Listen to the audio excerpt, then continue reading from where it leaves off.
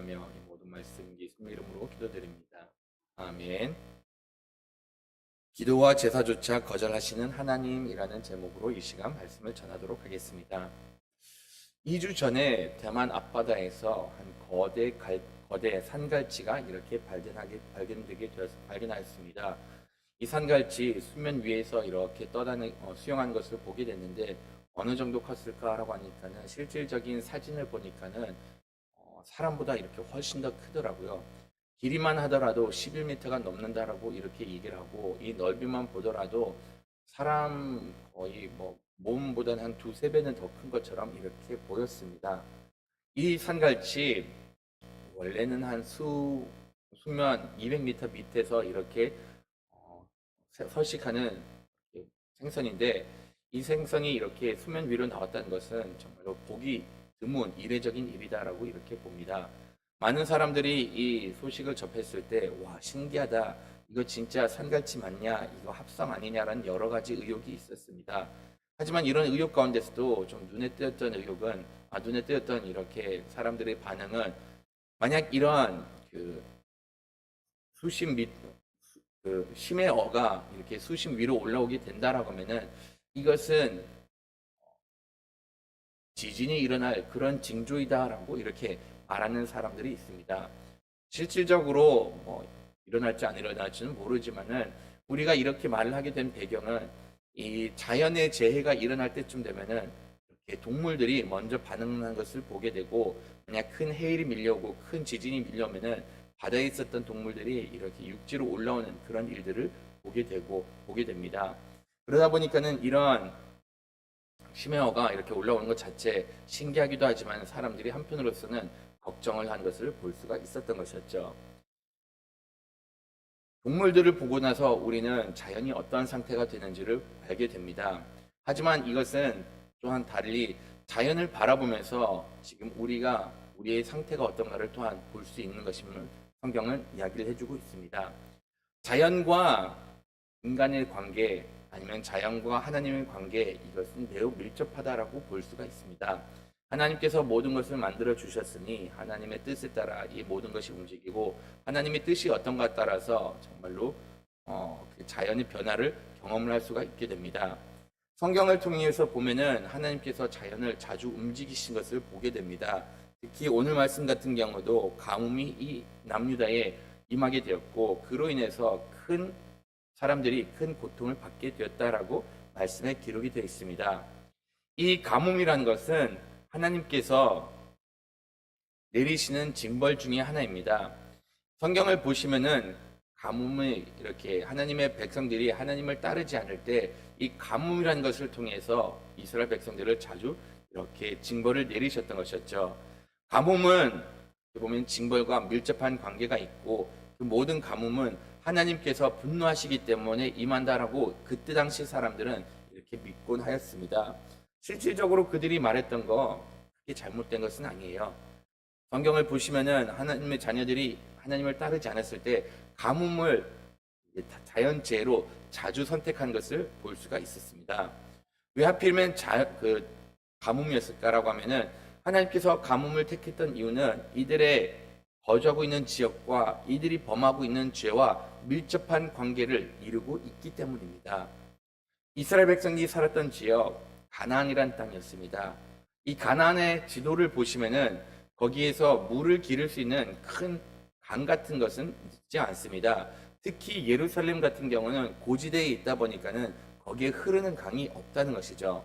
그러다 보니까는 하나님께서 이들에게 사전에 말씀하셨던 것, 너희들이 만약 가나안에 가가지고 내 말을 잘 따르고 나를 잘 순종하면은 내가 너희들에게 이른 비와 늦은 비를 허락해 주실 거고 허락해 준다라고 약속을 해주셨습니다. 때에 맞게 하나님께서 비를 내려주시고 때에 맞게 이들이 농작을 할 수 있도록 이렇게 인도를 해 주시겠다라고 약속을 해 주신 겁니다. 만약 너희들이 나를 따르고 나를 순종하면은 내가 너희들의 생계를 책임져 주겠지만은 너희들이 나를 따르지 않으면은 내가 이곳에 비를 내리지 않을 것이고 이곳에 큰 재앙을 임하게 함으로 인해서 너희들이 더 이상 이 땅에 거주하지 못하게 할 것이다 라고 말씀을 하셨습니다. 하나님께서는 직접적으로 비를 책임지겠다라고 이렇게 말씀을 하셨어요. 그런데 이 이스라엘 백성들은 남유다에 있었던 모든 사람들까지 다 포함해가지고 이 하나님을 의지하면서 비를 간구하기보다는 안타깝게도 이들이 절대로 해서는 안 되는 이방 우상들을 섬기기 시작했고 가나안에 들어가가지고 그 현지인들이 믿었던 바알들을 이렇게 숭배를 하기 시작했습니다. 왜 하필이면 바알이었을까라고 하면은 이 바알이라는 신은 비를 내리게 하였던 신이었고 이들이 생각했던 것 우리가 바알에게 이렇게 제사를 드리면은 바알이 우리에게 비를 허락해 주실 것이다라고 생각을 하였던 겁니다. 근데 참 아이러니한 것은 하나님께서는 분명히 하나님을 섬기면은 비를 주시고 만약 섬기지 않으면은 비를 내리지 않겠다라고 이렇게 말씀하셨는데 하필이면 이들은 그 하나님의 말씀을 듣지 않고 우상을 섬기면서 비를 요구를 했던 것이었죠. 이들이 반대로 이 우상들만 섬기지 않았다라고 하면은 오히려 비를 기대할 수가 있었는데 본인들은 비를 원하였는데도 불구하고 비를 내리지 않는 그 방법을 선택을 하면서 이렇게 하나님의 재앙을 받게 되었던 겁니다. 하나님께서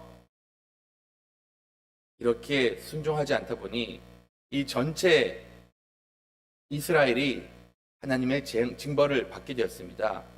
누가 이런 가뭄 속에 고통을 받게 되는가 보시면은 말씀을 보시면은 유다가 이렇게 슬피 울면서 울며라고 이렇게 2절 말씀에 기록되어 있습니다. 성문의 무리가 피곤하여 그다음에 땅 위에 애통하고 예루살렘이 부르짖음을 위로 올리도다라고 이렇게 이야기를 하고 있습니다. 이 가뭄에 피해 보는 사람들 보시면은 유다가 슬퍼했다라고 이렇게 얘기를 하고 성문의 무리가 이렇게 피해를 봤다라고 이야기를 하고 그런 다음에 예루살렘에 부르짖음이 있었다라고 하면서 예루살렘에 이렇게 고통을 받았다라고 이야기를 해주고 있습니다. 이 좀 의미적으로 풀어 나간다라고 하면은 유다가 슬퍼했다는 것 전체 남유다에 있었던 모든 하나님의 자녀들이 이렇게 피해를 봤다라고 가르쳐주고 있습니다. 남유다에 살았던 모든 사람들 그뿐 아니라 성문의 무리가라고 이렇게 이야기를 하고 있습니다. 성문의 무리라는 것은 어떻게 보면 좀 은유적인 표현인데 어느 정도 자리를 잡고 이렇게 터가 이렇게 생기면은 거기다 성을 짓기 시작하고 그 성을 지었다는 것은 그만큼 경제적으로 그만큼 인프라가 구축되었다, 안정을 찾은 도시다라고 이렇게 보고 있습니다. 모든 도시들이 고통을 받게 될 것이고 예루살렘 하나님의 거룩한 성전이 있고 여기만큼은 하나님의 임재가 있었던 그곳이고 여기는 예외가 될 거라고 생각을 하는데 이렇게 온 지역이 하나님의 심판의 재앙을 받게 되었다라고 이렇게 가르쳐주고 있습니다. 이들이 전국적으로 이런 피해를 보게 되었던 배경은 다른 데 있지 않습니다. 이들이 하나님의 말씀을 불순종하였기 때문에 이들은 이렇게 비를 보지 못하게 되었고 큰 가뭄으로 인해서 고통을 받게 되었습니다. 이것은 단지 사람들만이 보는 피해가 아니었죠. 말씀을 보시면은 이렇게 가뭄으로 인해서 사람들뿐만이 아니라 그다음에 짐승들조차도 피해를 보게 되었다라고 가르쳐주고 있습니다. 4절 말씀을 보시면은 비가 하도 오지 않아가지고 밭들이 이렇게 갈라졌고 그들이 부끄러움을 당하게 되었다라고 가르쳐주고 있습니다. 5절에는 보시면은 들의 암사슴이 새끼를 낳아도 가뭄이 너무나도 심하였기 때문에 풀이 없어가지고 먹이지를 못하고 어쩔 수 없이 새끼를 조차도 이렇게 버리는 현상이 일어났다라고 가르쳐주고 있습니다. 사람이 죄를 범하였기 때문에 남유다에 있었던 유다 백성들이 하나님의 말씀을 불순종하고 이방 신들을 섬겼기 때문에 끝내는 온 나라가 온 백성이 또한 온 지면과 온 동물들이 이렇게 피해를 보게 되었다라고 하나님께서는 말씀을 해주고 계십니다. 사람이 죄를 짓다 보면은 그냥 내 영역에서 끝나지 않습니다. 사람이 죄를 짓기 시작하면은 이것은 공동체에 영향을 미치게 되고 하나님의 자녀들이 죄를 짓게 된다라고 하면은 더 나아가서는 나라와 국가, 더 나아가서는 자연조차도 이런 큰 피해를 보게 된다라고 하나님께서는 말씀을 해주고 계십니다. 여러분 요즘에 지내는데 어떠시나요? 많이 덥죠?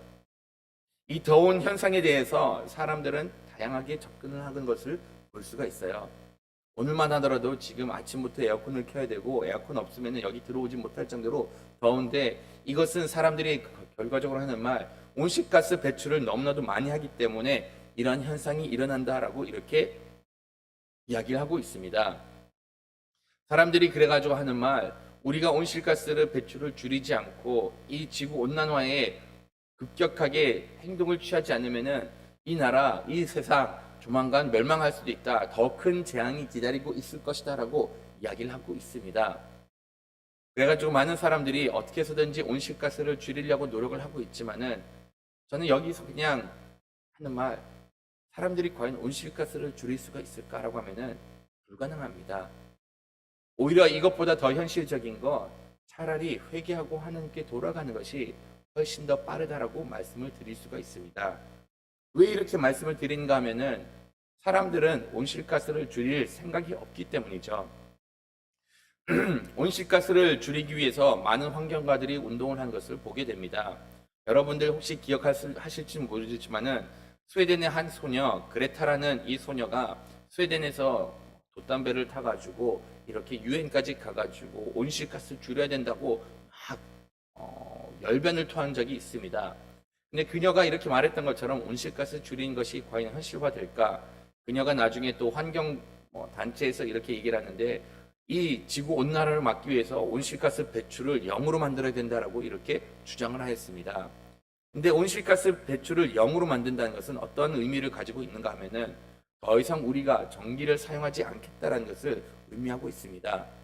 우리가 살아가는 가운데 온실가스를 전혀 배출하지 않는다는 것은 더 이상 전기를 쓰지 않고, 더 이상 차를 타고 다니지 않고, 더 이상 우리가 여행하지 않고 비행기를 타지 않았을 때 그제서야 온실가스 0으로 만들 수가 있다는 것이죠. 되게 아이러닉한 것은 우리가 이렇게 살아가는 가운데 워낙 덥다 보니까는 에어컨을 킵니다. 그런데 이런 더위 가운데 우리가 온실가스를 0으로 만든다라고 하면은 에어컨을 꺼야 됩니다.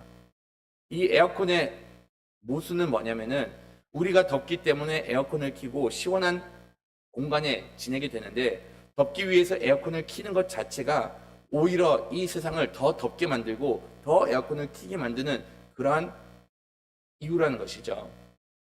달리 말해서 우리가 모든 문명을 포기를 했을 때 온실가스 0으로 만들 수가 있고 이 지구가 회복할 수 있는 단계까지 도달할 수가 있습니다. 하지만 그게 현실적인가요? 만약 여러분들에게 당장 이 에어컨을 끄자라고 하면은 여러분들이 아마도 하실 말씀, 목사님 더운데 에어컨 켜시죠? 라고 말씀하실 거라 저는 생각을 합니다. 이것은 여러분들의 잘못이 아닙니다. 근본적으로 사람들이 가지고 있는 자기중심적인 생활을 하고 있다 보니까는 공동체를 위해서 무엇을 희생한다는 것, 이런 것을 추구하지 않는다는 것이죠. 이것은 현대 사회의 문제가 아니라 이것은 근본적으로 죄의 습성을 가지고 있는 사람들이 지니고 있는 문제라는 겁니다. 우리가 그러면은 자연의 회복을 위해서 해야 되는 것 다른 것이 아닙니다. 다시금 말씀으로 돌아가는 것이고, 하나님께서 말씀하셨던 것처럼 내 자신을 위해서, 내 개인적인 이익을 위해서 사는 것이 아니라 공동체를 생각을 하면서 조금씩만이라도 희생하면서, 이웃을 생각하면서 내 자신을 조금만 희생을 시키면서 사는 것이, 이것이 필요한 것이다 라고 말씀을 해주고 있습니다. 실질적으로 온실가스 줄이는 것, 잘 사는 국가들이 이기적인 모습을 버릴 때, 어느 정도 문명이 발달한 곳에서 더 이상 자연을 생각을 하면서 이웃에 대한 배려를 생각하면서 내 자신이 조금씩 희생을 하기 시작하면은 이런 대자연의 재앙조차도 막을 수가 있다는 것이죠. 하지만 사람들이 가지고 있는 이기적인 중심으로서 온실가스를 줄인다는 것, 그거는 이루어질 수가 없다는 겁니다. 대재앙을 통해서 알 수 있는 것, 이 재앙 결과적으로 초래한 것, 사람이 하나님의 뜻대로 살고 있지 않기 때문에 하나님께서는 처음에 죄를 범하기 전에 아담에게 이렇게 말씀하셨습니다.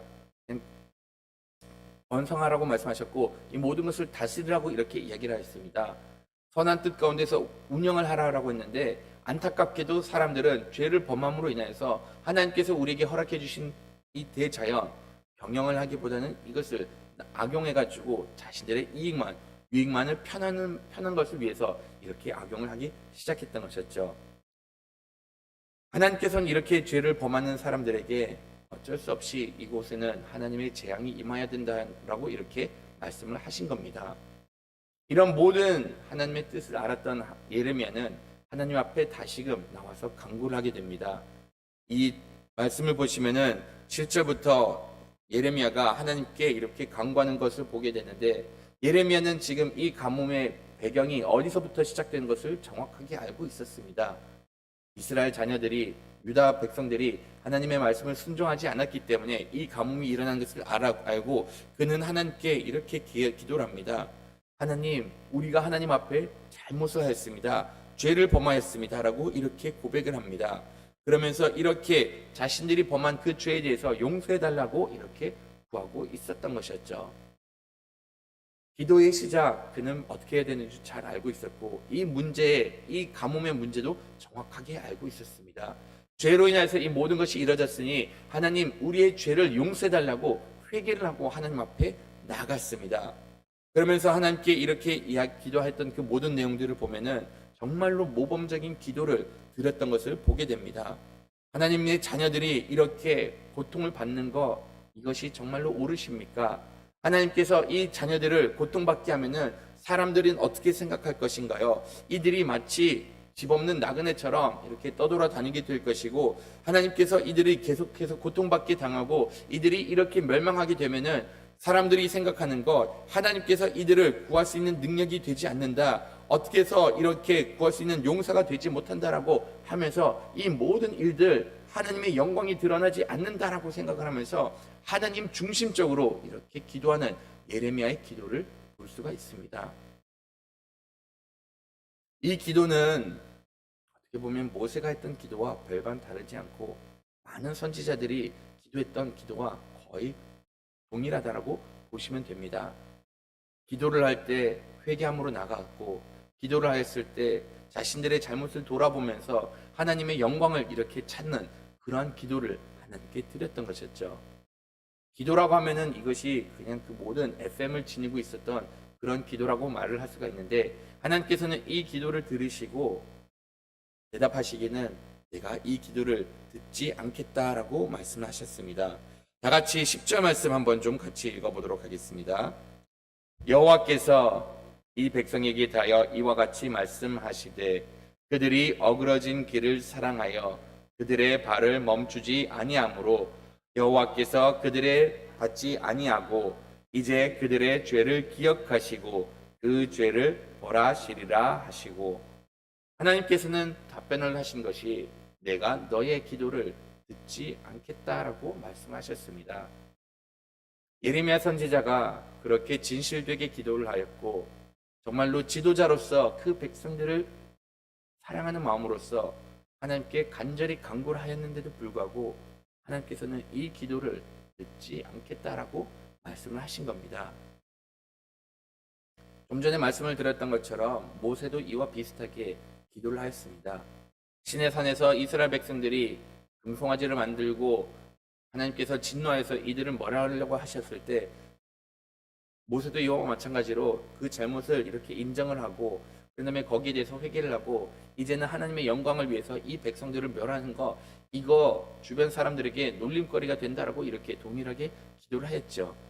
그리고 그 기도를 들었었던 하나님께서는 모세의 기도에 따라서 이스라엘 백성들을 그냥 거기서 멸하지 않으셨습니다.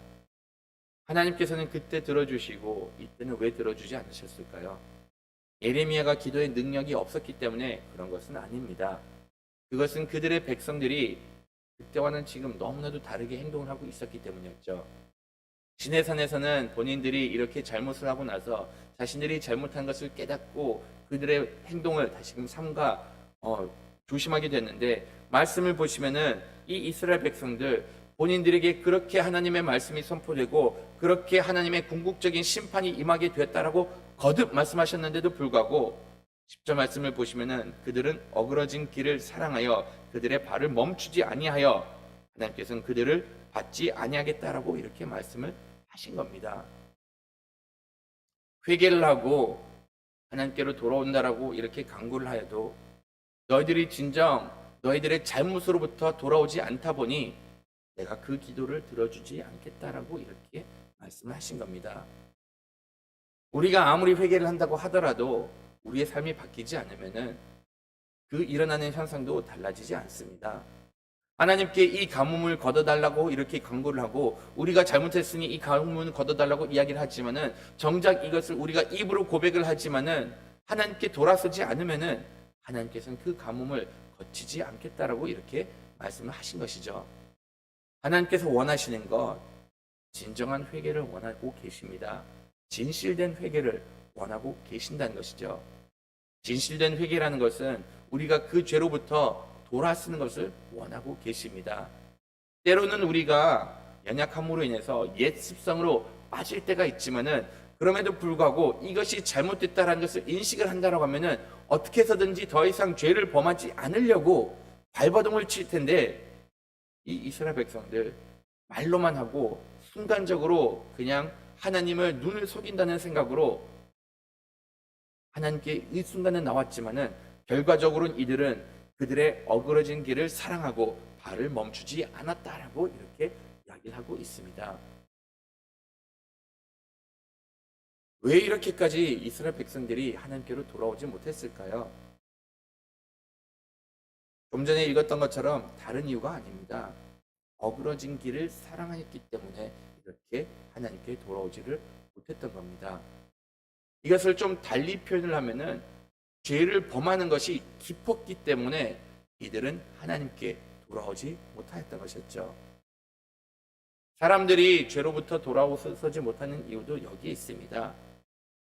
하나님, 내가 왜 이 유혹을 끊어내지 못합니까? 하나님, 이제는 내가 하나님을 섬기기를 원합니다라고 이렇게 말을 하지만은 끝내 계속 죄로 돌아가는 이유, 이것이 나에게 기쁨을 주기 때문에, 이것이 나에게 쾌락을 주고 있기 때문에 사람들은 자신의 죄악된 습성을 끊이지 못하고 있다라고 이렇게 가르쳐주고 있습니다. 하지만 이 육신의 기쁨에 대해서 여러분들도 이미 잘 아실 것이고 여러분들한테 거듭 말씀을 드렸습니다. 육신의 기쁨, 내가 조금만 더 하면은 만족감을 느낄 수가 있을 거라 생각을 하지만은 육신의 쾌락은 절대로 만족감을 누릴 수가 없습니다. 오히려 육신의 쾌락을 추구하면 추구할수록 내 삶이 파멸에 치닫는 것을 경험을 하게 되지 그 가운데는 행복과 만족감이 절대로 있을 수가 없다는 것이죠.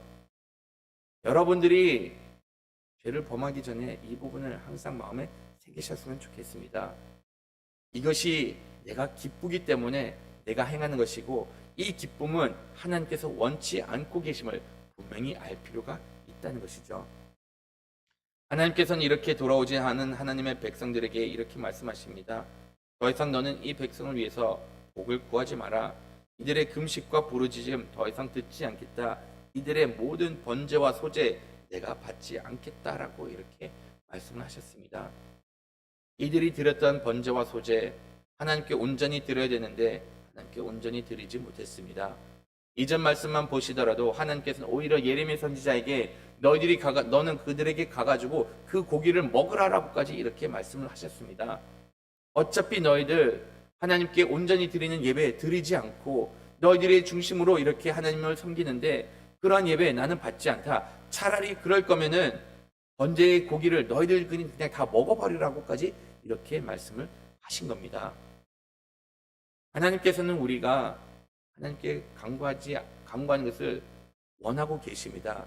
하지만 어떠한 간구를 원하고 계실까요?